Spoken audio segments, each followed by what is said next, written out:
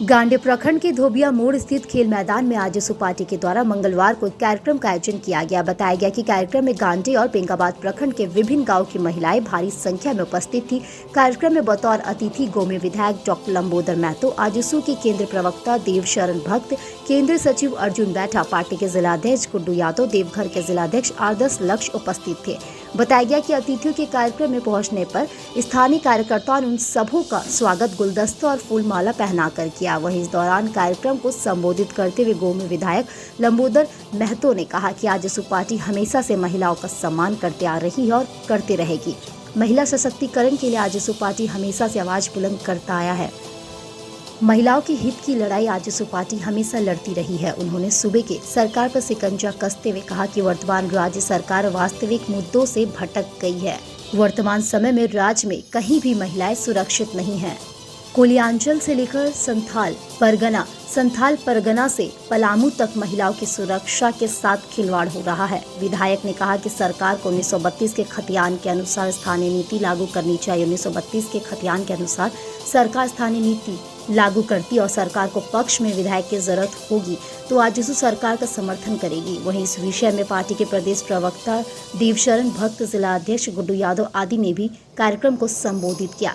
बताया गया कि कार्यक्रम में उपस्थित लगभग 2000 महिलाओं को आजसू की सदस्यता ग्रहण करवाई गई। कार्यक्रम के बाद समस्त महिलाएं 35 बसों में सवार होकर तीर्थ हेतु बंगाल के तारापीठ रवाना हुई। कार्यक्रम में आजसू के जिला उपाध्यक्ष सीपी सा, जिला प्रवक्ता वीरेंद्र राम, प्रखंड अध्यक्ष बजरंगी साव, बेंगाबाद प्रखंड अध्यक्ष महेंद्र महतो, महिला मोर्चा के जिला अध्यक्ष प्रियंका शर्मा, शंकर राय, मोहम्मद आशिक सहित हजारों की संख्या में महिलाएं शामिल थी।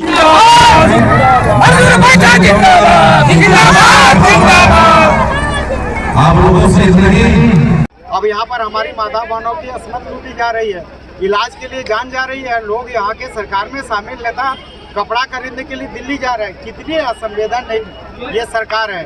बिल्कुल ही आप कई मुद्दों को लेकर देखें। इसी सरकार का था कि मेरी सरकार बनेगी तो 1932 के खतियान के आधार पर स्थानीय नीति लागू करेंगे। 32 महीने बीत गए, सरकार भूल गई। इसी सरकार के मुखिया का था कि मेरी सरकार बनती है तो पहली कैबिनेट में आके पिछड़ों को 27% आरक्षण देंगे। ये सरकार भूल गई। पहली कैबिनेट क्या, सैकड़ों कैबिनेट हो गए, 32 महीने गुजर गए, ये सरकार भूल गई। और यही कई जन मुद्दे हैं जिन मुद्दों को लेकर इनके चुनावी घोषणा पत्र को और उसका जमीन पर क्या स्थिति बना है, कितने इसको सरकार लागू किया। अब देख ले तो हर मामले में, चाहे विधि व्यवस्था का मामला हो, विकास का मामला हो, स्थानीयता का मामला हो, नियोजन नीति का मामला हो, हर मामले में सरकार पूरी तरह से फेल है।